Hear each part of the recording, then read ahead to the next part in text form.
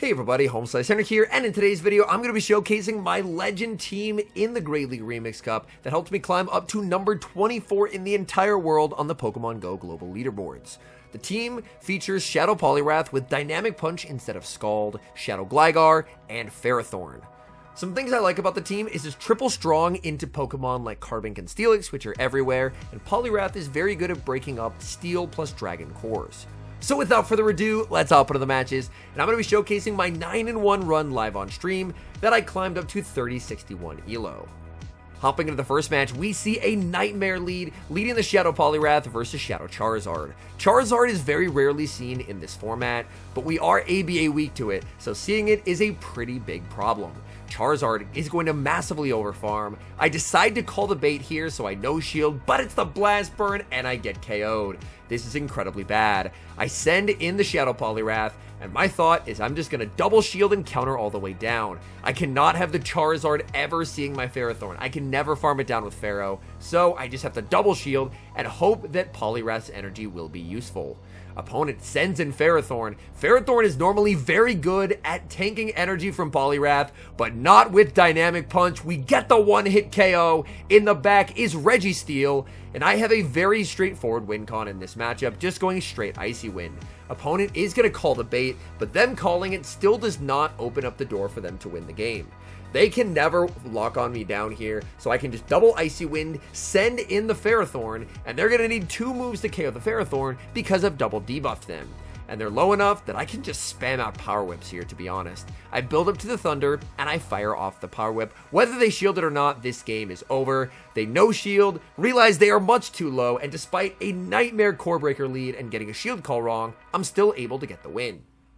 Tough leads continue in the next match, Shadow Poliwrath versus Defense Deoxys. I safe switch into Gligar. Opponent is going to bank energy and send out Mantine. Mantine is a Pokemon that this team is ABA weak to. It does well against Gligar and it does well against Poliwrath. However, the Mantine-Gligar matchup is not nearly as good as people might think as long as shields are up. So seeing Mantine on the lead with this team is honestly not terrible because you can bring in Gligar, a lot of the times they're forced to stay in, and for Gligar, it ends up feeling like a surprisingly okay matchup. The opponent needs to throw the expensive move to do any meaningful damage, and if they do and you get the shield call right, then you just have a pretty big pacing advantage. They are going to go for the double Ice Beam. I go down a shield, but I'm able to win switch. Opponent is now going to send out Typhlosion. Oh boy, this is really not great for me. Typhlosion, if it sees Ferrothorn, would be game over, but here's the downside of being a 5-turn move. They got me to like 1 HP, but they need 5 turns to pick up the KO. I make the dig, knock out Typhlosion. I send in Ferrothorn, which is a complete wall to energy from Deoxys. Opponent sees the writing on the wall and concedes the match. We move to the next match, another tough lead, 3 for 3 on tough leads. Poliwrath versus Dragonite. I send in the Gligar, go for the Aerial Ace. Beautiful catch by my opponent as they catch the Aerial Ace onto their Steelix. Steelix, oh boy, this is not amazing. If it was the Shadow Steelix, then an Aerial Ace plus a Dig can actually knock out. So the Aerial Ace being caught honestly wouldn't be the worst thing in the world. But it's the non-Shadow, so they can actually survive that. A Psychic Fangs, I think I can barely hang on here. Opponent realizes that, so they say absolutely not, and they fire off the Crunch. I send in Poliwrath. Poliwrath is going to get a nice farm down. Opponent can send back in the Dragonite. The Dragonite did store energy before switching. But here's the thing about Shadow Poliwrath. Even though the counters are resisted, they're still going to do a lot of damage here. They're going to play to the CMP tie, which of course they will win substantially. I'm going to shield and fire off the Icy Wind. Now their Dragon Breath damage has been reduced. The question will be, can I make it to the Icy Wind? And I just get there. The Dragon Breaths do not KO. Icy Wind to the Dragonite is no shielded. In the back, it's Empoleon. Opponent was banking on the fact that with Poliwrath out of the way, surely Empoleon can sweep. But that's another thing about this team. We have 3 Pokemon that can hit Empoleon for super effective damage. Empoleon goes for the Drill Peck. The only way I ever lose is if I bait, so I just full send the Thunder. Opponent makes the correct call, which is to no shield, and I'm able to take that win as well. We move to the next match. Another bad lead, Poliwrath versus Deoxys. I save switch into Gligar, and my opponent is going to send out Empoleon. This is a bit of an awkward matchup, but I have a slight advantage in terms of energy, and with an advantage, Gligar can potentially flip this. I go for the Aerial Ace bait. I get the shield from the opponent. That is absolutely terrific. Now here, I play a little bit of a mind game with my opponent. Even though they're switch locked, I wait the turn to kind of subliminally make them think I'm going for the nuke move, and the gambit actually works. I'm able to force the shield from the opponent, and since I double baited, I now outpace. I can make it to the dig. Dig is going to be able to KO Empoleon, and just like that, I'm able to flip switch. In the back is Guzzlord, so switch advantage was everything in this game. I send in the Poliwrath, they'll go for the Dragon Claw, and then they should send out Deoxys. I know that Deoxys doesn't have a move, so when they bring in the Deoxys, I can bank some energy and then send out the Ferrothorn. I need, in this matchup, to let myself get as low as possible without being KO'd. I really do not want to give that Guzzlord farm. However, I do need to make sure that I can neutralize the Deoxys. Again, counter hits for super effective damage, but their charge moves can't really do much of anything. I'm below 25% HP here. I am quite low on HP, but look at this. The Thunderbolt still does not KO. Walling Deoxys' charge moves is very, very helpful. I'm low enough where they're only going to be able to get one Dragon Tail of energy, and this is another situation where Dynamic Punch comes in clutch. An Icy Wind would not knock out here, but you bet a Dynamic Punch will. We move to 4-0 in the set, needing one win for Legend.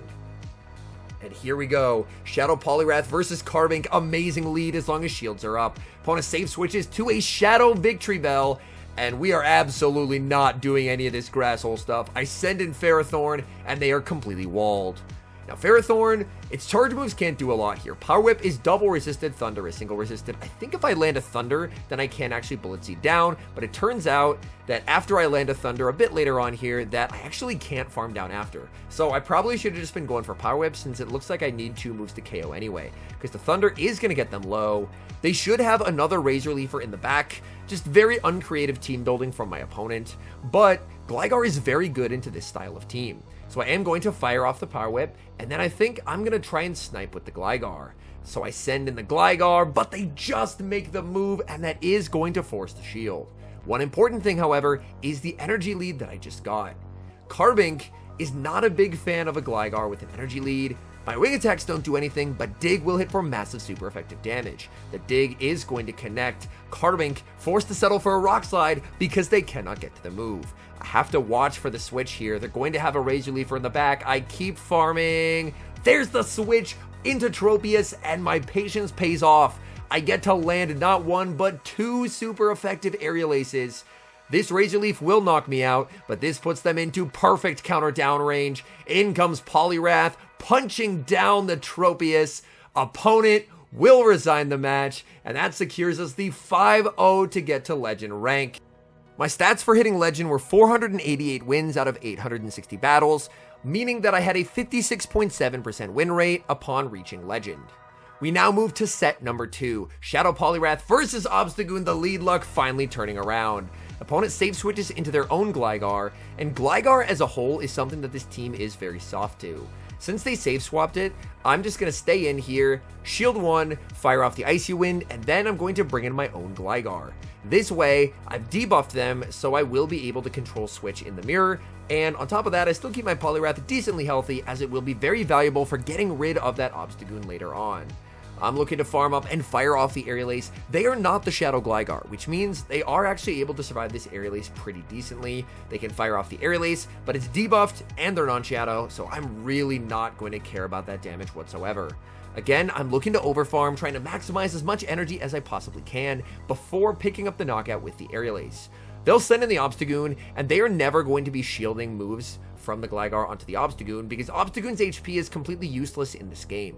Their HP does nothing for them, because they're going to be stuck against the Poliwrath. So I will fire off the Dig, they're never going to shield. If they go for the farm down, I make the Aerial Ace, but the opponent has perfect energy awareness, and they will CMP tie me here with the Night Slash as I make the Aerial Ace.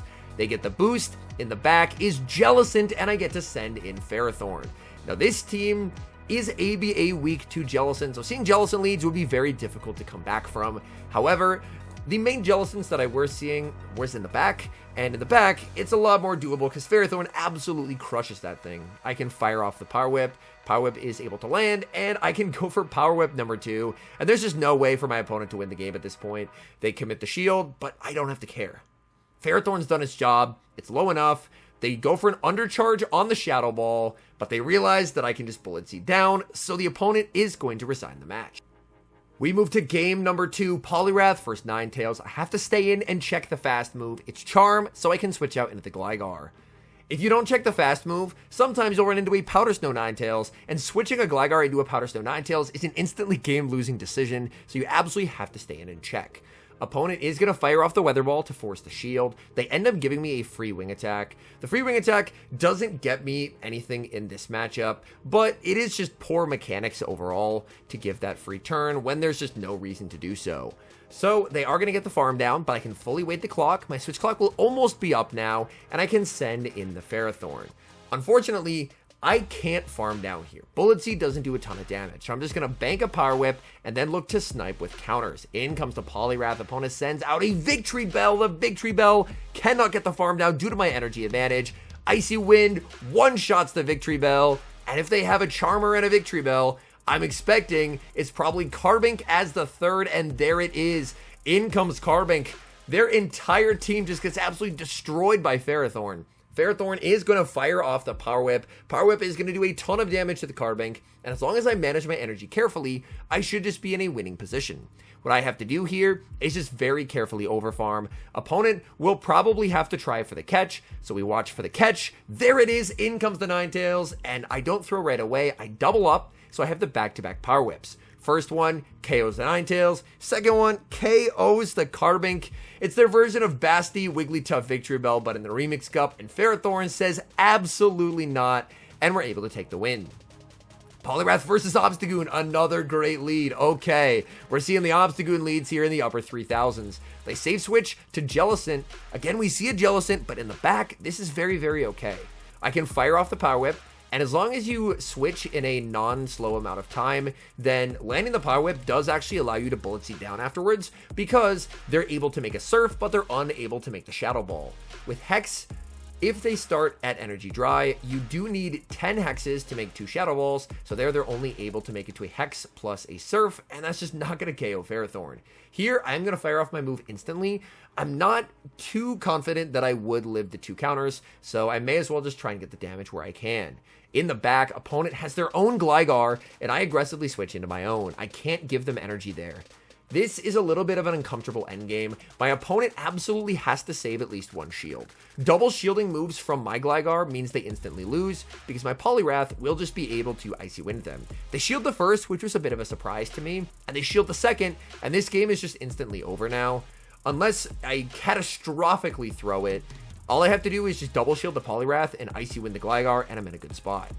I'm expecting that they're going to throw 3 Nth move, so I'm going to bring in Poliwrath, and here I will try and get a little bit fancy. Unfortunately, I don't get the catch that I was hoping for, but every time they throw, I get a free counter through. So I just get closer and closer to the Icy Wind, and once I make the Icy Wind to avoid the catch, I'm just going to wait the turn to make sure that I see their Wing Attack start. So I wait the turn, I see Gligar's little wing go up as he starts the second Wing Attack, I can click Icy Wind safely, he can't catch in the middle of a move. In comes the Obstagoon, and Obstagoon is just getting fully countered down as the Cross Chop is not going to be able to KO here. Cross Chop, not even close, and we move to 3-0 in the set. Tough lead in the next match, Shadow Poliwrath versus Galvantula. Oh boy, this is not great. I throw 1 counter, and I switch into the Gligar, and honestly, looking back on this, I think I regret throwing 1 counter and switching out there, because it means that I can't outpace. If I switch instantly, I can make the Aerial Ace before they make it to the lunge, and I can actually force a shield. But since I did 1 in the move, the opponent was actually able to outpace, they debuff me, and now they bring in Mandibuzz. Mandibuzz is a pretty difficult matchup for Shadow Gligar, even if your attacks are at full power. So I am now basically just in a completely lost position. Opponent will go for the Dark Pulse. My switch clock is not up. I would have loved to save that energy, but I can't. I'm forced to throw it because I'm too low. I'm going to just aggressively switch into the Poliwrath. I'm really trying to just maneuver, desync timers, see what I can do, but I'm basically just in a lost position because my opponent can get me low with the Aerial Ace, and then they can make the correct play of sniping with the Volt Switch because I'm too off. At this point, there's nothing in the back that I can beat, so unfortunately, I will resign the match, and the win streak does end at 8. Moving into the final match of the set, we get a terrific lead, Shadow Poliwrath for Shadow Magnezone. Opponent stays in to do a Volt Switch and then sends in Gligar.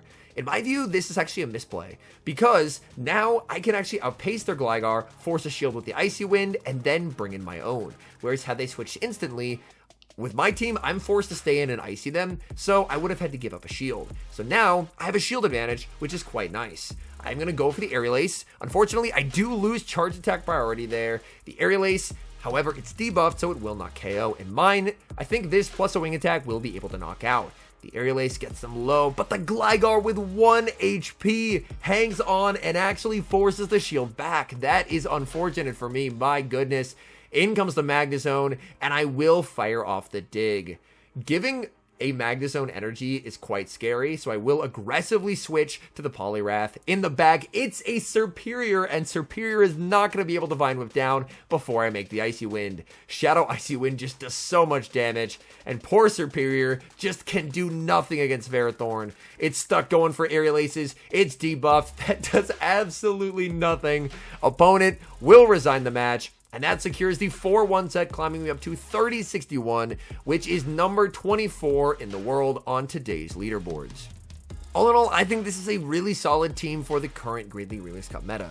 I know that we do still have the meta for about another week and a half, so it's definitely possible that the meta could shift down the road and potentially be more hostile to the team, but right now, I think this team is really well positioned to beat a lot of the meta strategies people are trying. A lot of people, when ranking up, are resorting to these kind of toxic, brainless strategies with like Carbink and Victory Bell, and those strategies just get completely shut down by Ferrothorn. Also, Gligar has really nice matchups into both of those mons. Another one I've seen a lot of is Empoleon plus Goodra, and that particular core struggles a lot against Poliwrath.